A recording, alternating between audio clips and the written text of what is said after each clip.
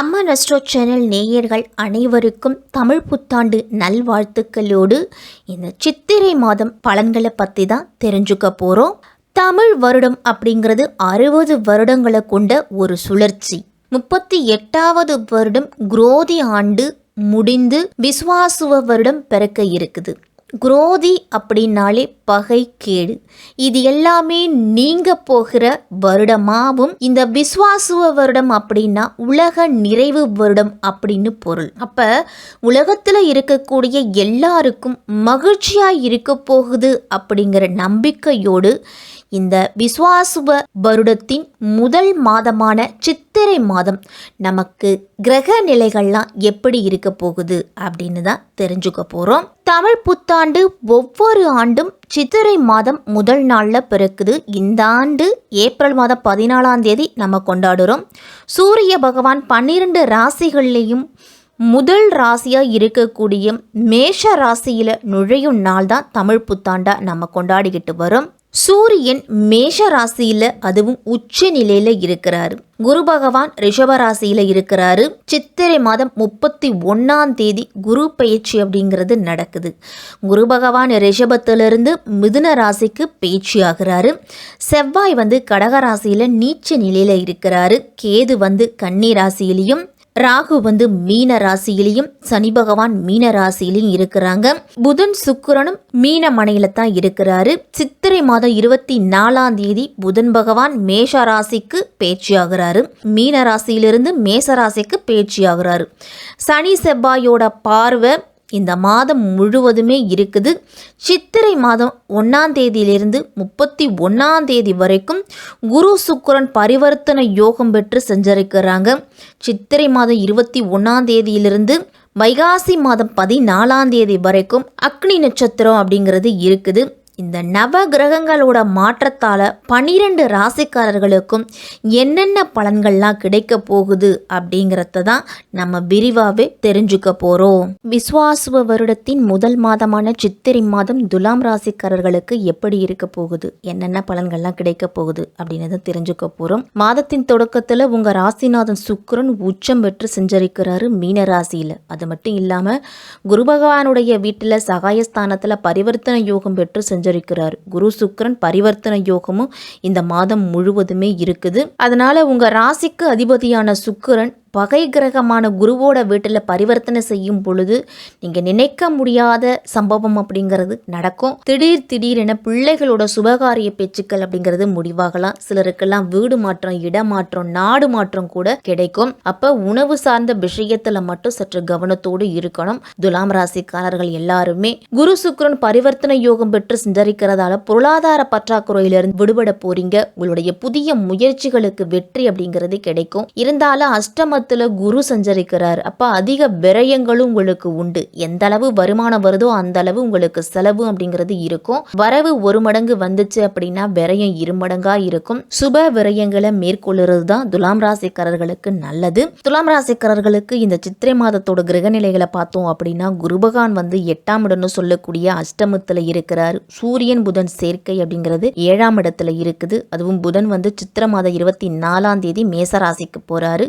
சனி புதன் ராகு சுக்கிரன் உங்க ராசி 6ஆம் இடம்னு சொல்லக்கூடிய கடன் நோய் பகையை குறிக்கக்கூடிய இடத்துல இருக்கிறாங்க. செவ்வாய் 10ஆம் இடம்னு சொல்லக்கூடிய தொழில் ஸ்தானத்துல இருக்கிறாரு. கேது உங்க ராசிக்கு 2ஆம் இடத்துல இருக்கிறாரு. அஷ்டமத்துல குரு இருக்கிறதால துலாம் ராசிக்காரர்களுக்கெல்லாம் பல்வேறு விதமான பிரச்சனைகள் அப்படிங்கிறது இருந்திருக்கும். குடும்பத்துக்குள்ளேயும் சண்டை சச்சரவு இருந்திருக்கும். உடல் ஆரோக்கியத்துல பிரச்சனை இருந்திருக்கும். கடன்களால தொல்லைகள் இருந்திருக்கும். வேலை வாய்ப்பு சரியா கிடைச்சிருக்காது. இந்த பிரச்சனைகள் எல்லாமே சித்திரை மாதம் 31ஆம் தேதி குரு பகவான் ரிஷபராசியிலிருந்து மிதராசிக்கு பேச்சியாக போறாரு. உங்க ராசிக்கு 8ஆம் இடத்துல இருக்கக்கூடிய குரு பகவான் 9ஆம் இடத்துக்குன்னு சொல்லக்கூடிய பாக்கியஸ்தானத்துக்கு மாற போறாரு. குரு பயிற்சியால துலாம் ராசிக்காரர்களுக்கெல்லாம் பட்ட கஷ்டத்திலிருந்து விடுபட்டு நல்ல முன்னேற்றம் அப்படிங்கிறது கிடைக்க போகுது.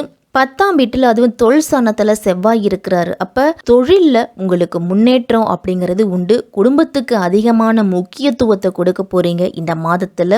குடும்பத்தை விட்டு பிரிஞ்சிருந்தவங்க எல்லாமே குடும்பத்தோடு வந்து சேருவீங்க. குடும்ப உறுப்பினர்களோடு சேர்ந்து தொழில் செய்கிறவங்க, கூட்டாக தொழில் செய்கிறவங்களுக்கு இந்த மாதத்தில் நல்ல லாபம் அப்படிங்கிறது உண்டு. 6ஆம் இடத்துல 4 கிரகங்களோட சேர்க்கை இருக்குது. சனி, ராகு, புதன், சுக்கிரன் சேர்க்கை அப்படிங்கிறது இருக்குது. அவர்களால் உங்களுக்கு சாதகமான பலன் அப்படிங்கிறது உண்டு. அப்படின்னாலும் பாதகமான பலனும் இருக்குது. சாதகமான பலன் அப்படின்னா எதிரிகளை வெல்லக்கூடிய அமைப்பு அப்படிங்கிறது இருக்குது. பொருளாதாரம் இந்த மாதத்தில் உங்களுக்கு சிறப்பாக இருக்கும். நோய் நொடி அப்படிங்கிறது நீங்கும். ஆரோக்கியத்தில் முன்னேற்றம் இருக்கும். குடும்ப வாழ்க்கையில் இருந்துட்டு வந்த பிரச்சனைகள் எல்லாமே நீங்க போகுது. பாதகமான பலன் அப்படின்னா சனி ராகு சேர்க்கை இருக்கிறதால நேர்மறை ஆற்றல் அப்படிங்கிறது குறையும். தைரியமும் உங்களுக்கு குறையலாம். எதிர்மறை ஆற்றலை அதிகமாக கொடுப்பாரு. சனி பயத்தை கொடுப்பாரு. ராகு மாயை உருவாக்குவார். ஒரு பிரமிப்பை உருவாக்கி உங்களுக்கு செலவுகளை அதிகப்படுத்தலாம். அதனால எந்த விஷயமா இருந்தாலும் ஒரு முறைக்கு இருமுறை யோசித்து செய்யணும். அழகா இருக்கே அப்படின்னு ஒரு ட்ரெஸ் வாங்குவோம், ஆனால் அது வீட்டில் பார்த்தா சிறப்பாக இருக்காது. அப்போ நம்ம போட்ட பணம் அப்படிங்கிறது விரையும் அப்படிங்கிறத மனசில் வச்சுக்கணும். துலாம் ராசிக்காரர்கள், சனி ராகு சேர்க்கையால் கடின முயற்சி எவ்வளவு எடுத்தாலும் அந்த முயற்சியில் வெற்றி அப்படிங்கிறது கிடைக்காது. ரொம்ப காரியம் கடின உழைப்பு நீங்கள் செய்துக்கிட்டே இருக்கணும், முயற்சி பண்ணிக்கிட்டே இருக்கணும். அப்போ பொறுமை அப்படிங்கிறது அவசியம் இருக்கணும். அப்போ தான் காரியம் அப்படிங்கிறது கைகூடி வரும். சனி பஞ்சமஸ்தானத்தில் இருக்கிறாரு. புதன் சனி சேர்க்கையும் இருக்குது இந்த மாதத்தில். அப்போ எதிர்பாராத நிதி அப்படிங்கிறது கிடைக்கும் உங்களுக்கு. திட்டமிட்டபடி வேலைகள் அனைத்துமே நடக்கும். குடும்பத்தோடு ஆன்மீக பயணம் சென்று வருவீங்க. புதிய வண்டி வாகனம் வாங்கக்கூடிய யோகம் இருக்குது. துலாம் ராசிக்காரர்களுக்கெல்லாம் 7ஆம் வீட்டில் லாபாதிபதி உச்ச நிலையில் இருக்கிறாரு. அப்போ அரசு வேலைக்கு நீங்கள் முயற்சி பண்ணினீங்க அப்படின்னா இந்த மாதத்தில் அதற்குண்டான முயற்சியில் ஈடுபடலாம். அதற்குண்டான சின்ன சின்ன விஷயங்கள் கூட உங்களுக்கு நல்ல முன்னேற்றத்தை கொடுக்கும். அதே மாதிரி அரசு வேலையில் இருக்கிறவங்களுக்கெல்லாம் வேலை சுமை அப்படிங்கிறது அதிகமாகவே இருக்கும். வேலை வேலை வேலைன்னு ஓடிக்கிட்டே இருப்பீங்க. ஓய்வெடுக்க முடியாத சூழ்நிலை துலாமராசிக்காரர்களுக்கு உண்டு. உஷ்ணம் சம்பந்தமான பிரச்சனைகள் வரும். வயிற்று கோளாறு வரலாம். இந்த மாதத்துல அஜீரண கோளாறுலாம் வரலாம். உணவுல அதிகமான நீர்ச்சத்துக்கள் நிறைந்த உணவுகளை அதிகமாக எடுத்துக்குங்க. துலாம் ராசிக்காரர்கள் எல்லாருமே அரசு வழியில நீங்க எதிர்பார்த்திருந்த உதவிகள் இந்த மாதத்துல கிடைக்கும். மாமா மச்சான் வழியில மனக்கசப்பு, கருத்து வேறுபாடெல்லாம் வரலாம். அதனால அவர்களிடத்துல மட்டும் கொஞ்சம் விலகி இருக்கிறது நல்லது. கணவன் மனைவிலாம் விட்டு கொடுத்து போகணும். குரு பகவான் 8ஆம் வீட்டில் இருக்கிறாரு. சித்திரை மாதம் 31ஆம் தேதி வரைக்கும். அதன் பிறகுதான் 9ஆம் வீட்டுக்கு போக போறாரு. உங்களுடைய பண பிரச்சனைக்கு தீர்வு அப்படிங்கிறது கிடைக்கும். குரு பகவான் அஷ்டமஸ்தானத்துல இருக்கிறதால அரசுக்கு செலுத்த வேண்டிய சொத்து வரி, இன்கம் டாக்ஸ், வீட்டு வரி, இது மாதிரியான வரிகள் எல்லாத்தையுமே செலுத்திருங்க. இல்லைன்னா அரசு வழியில உங்களுக்கு பிரச்சனைகள் அப்படிங்கிறது வரலாம். குரு பகவான் மிதுன ராசிக்கு போக போறாரு. பாக்கியஸ்தானம். குரு பகவான் 9ஆம் வீட்டுக்கு வரும் பொழுது பூர்வீக சொத்து சம்பந்தமான பிரச்சனைகளுக்கு தீர்வு அப்படிங்கிறது கிடைக்கும். குழந்தைகளுக்கு ஏற்பட்ட நோய் நொடி அப்படிங்கிறது நீங்கும். குழந்தை பாக்கியம் இல்லாதவர்களுக்கு குழந்தை பாக்கியம் கிடைக்கும். 9ஆம் இடத்துல குரு வரும் பொழுது குழந்தைகளால இருந்துட்டு வந்த பிரச்சனைகளுக்கு தீர்வு அப்படிங்கிறது கிடைக்க போகுது. ஓடி போனவனுக்கு 9ஆம் இடத்துல குரு அப்படின்னு சொல்லுவாங்க. அந்த மாதிரி தந்தையோட கருத்து வேறுபாடு இருந்து பிரிஞ்சு சென்ற மகனோ அல்லது மகளோ திரும்பி குடும்பத்தோடு சேரக்கூடிய யோகம் அப்படிங்கிறது இருக்குது.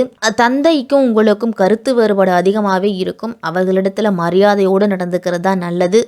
தொழிலில் இருந்துட்டு வந்த போட்டி பொறாமை எல்லாமே விலகும் உங்களுக்கு. துலாம் ராசிக்கு 10ஆம் வீட்டில் செவ்வாய் இருக்கிறார். அப்ப விவசாயம் செய்யறவங்களுக்கு நல்ல முன்னேற்றம் அப்படிங்கிறது இருக்கும். 6ஆம் வீட்டில் புதன் இருக்கிறதால வெளிநாட்டு யோகம் அப்படிங்கிறது கைகூடி வரும். படிப்பு சம்பந்தமாவோ வேலைவாய்ப்பு சம்பந்தமா முயற்சி எடுத்தீங்க அப்படின்னா வெளிநாட்டிலிருந்து நல்ல தகவல் அப்படிங்கிறது கிடைக்கும். சூரியன் புதன் சேர்க்கையால வாழ்க்கை துணையோட விட்டு கொடுத்து போங்க. துலாம் ராசிக்காரர்கள், புதிய நண்பர்கள் மூலம் உங்களுக்கு செலவுகள் அப்படிங்கிறது வரும். 6ல் சுக்கிரன் வரும் பொழுது பெண்களால பிரச்சனைகள் அப்படிங்கிறது துலாம் ராசிக்காரர்களுக்கு வரலாம். அதனால வேலை செய்யக்கூடிய இடத்துல எதிர்பாலினத்துடன் பேசும் பொழுதும் பழகும் பொழுதும் ஒரு எல்லை வகுத்து பழகுங்க. வீட்டில் இருக்கக்கூடிய மின் சாதன பொருட்கள்லாம் பழுது வைக்கலாம். துலாம் ராசிக்காரர்களுக்கு இந்த மாதத்துல அனாவசியமான செலவுகளை குறைச்சுக்குங்க. இந்த மாதம் முழுவதுமே வெள்ளிக்கிழமையில அம்பாள் வழிபாடு செய்துகிட்டு வாங்க. உங்களுக்கு அனைத்து வழிகளிலுமே நன்மைகள் அப்படிங்கிறது நடக்கும்.